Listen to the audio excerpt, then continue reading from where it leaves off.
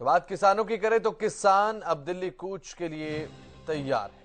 दिल्ली कूच पर किसानों की दो टूक, मांगे मानो या दिल्ली जाने दो, ये कहना है किसान नेताओं का। शांतिपूर्वक प्रदर्शन करेंगे, दिल्ली जाने की इजाजत दें, हम बात कर चुके हैं, अब केंद्र के पाले में गेंद है।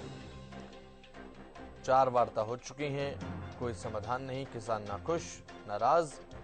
प्रधानमंत्री को आगे आकर मांगे माननी चाहिए, ये बात भी कही है। अब केंद्र सरकार को फैसला लेना है, फैसला केंद्र सरकार के हाथ में।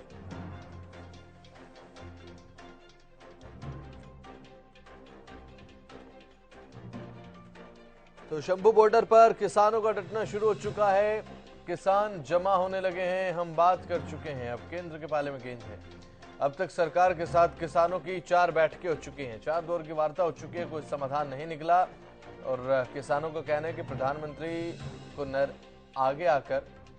प्रधानमंत्री नरेंद्र मोदी को आगे आकर किसानों की मांगे माननी चाहिए।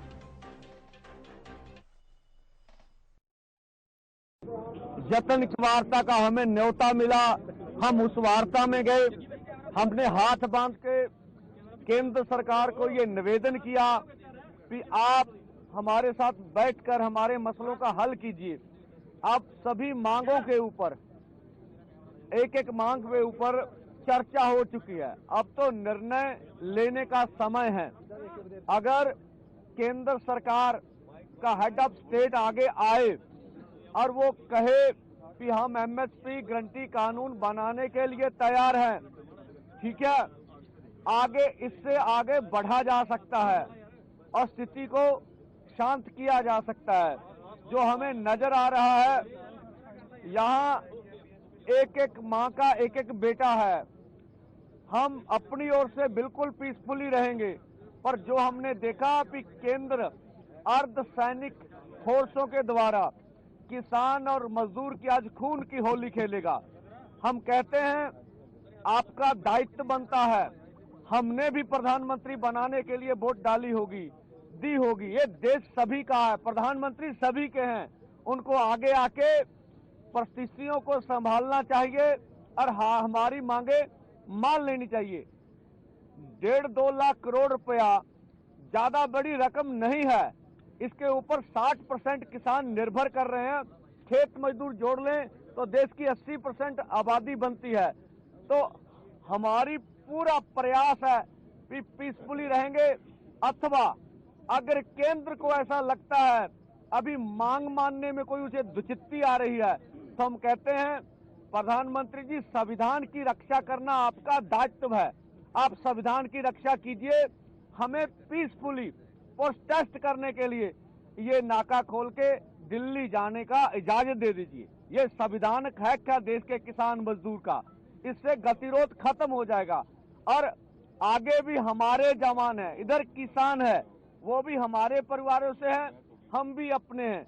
इसलिए हम नहीं चाहेंगे कि हम ऐसा कुछ हो तो जो देश को आज दुखद तस्वीरें देखने में सामने आए, और हम अपनी ओर से कोई प्रहार नहीं करेंगे, पीसफुली रहेंगे। अब गेंद केंद्र के पाले में, कि वो आने वाले समय में क्या फैसला करते हैं। तो किसानों का प्रदर्शन आज देखने को मिलेगा। दिल्ली कूच का ऐलान कर चुके हैं किसान। अब सरकार के साथ 4 दौर की वार्ता हो चुकी है, कोई समाधान निकला नहीं, किसान नाखुश नाराज। और ज्यादा बातचीत के लिए इस पर मेरे सहयोगी हितेंद्र हमारे साथ फोन लाइन पर आ चुके हैं। हितेंद्र, अब फिलहाल शंभू बॉर्डर पर क्या कुछ हलचल है? 11 बजे बताया जा रहा है कि दिल्ली कूच करेंगे किसान। हम 4 दौर की बातचीत हो चुकी है। चारों बार की बैठकों में कोई सहमति जब नहीं बनी, केंद्र सरकार की तरफ से एक प्रस्ताव दिया गया था कुछ फसलों पर एमएसपी का कॉन्ट्रैक्ट 5 साल के लिए देने का जो प्रस्ताव था, उसको किसानों ने ठुकराया और आज 11 बजे दिल्ली कूच का ऐलान किया गया है। यानी कि साफ तौर पर किसानों को भी इस बात का एहसास है। किसान नेता को आपने सुना कि किस तरह से उनको इस बात का एहसास जरूर है, टकराव की स्थिति यहाँ पर पैदा हो सकती है। और इसीलिए अब हरियाणा सरकार की तरफ से भी ये जो दिशा निर्देश हैं वो जारी किए गए हैं कि किसी भी तरह से हरियाणा में एंटर नहीं करने चाहिए किसान। जिस तरह से किसान आगे बढ़ने का प्रयास करेंगे वो बेहद चिंताजनक है। इस तरह की बातें कही गई हैं और हरियाणा के डीजीपी की तरफ से भी एक पत्र जो है वो लिखा गया है पंजाब के डीजीपी को, ताकि जो भारी वाहन चाहे जेसीबी मशीनों की बात करें, पॉपलाइन की बात करें, इनसे जो बैरिकेड से उनको हटाया जा सकता है। उनको उनकी आवाजाही पर रोक लगाने की मांग पंजाब के डीजीपी से की गई है ताकि हरियाणा की भी कानून व्यवस्था बनी रहे। और इसके अलावा इंटरनेट सेवाएं भी बाधित हैं। दोनों ही राज्यों में जो बॉर्डर से लगते हुए जिले हैं वहां पर इंटरनेट सेवाएं भी बाधित है। यानी कि प्रयास है केंद्र सरकार का, हरियाणा सरकार का, कि किसान आगे ना बढ़ पाए।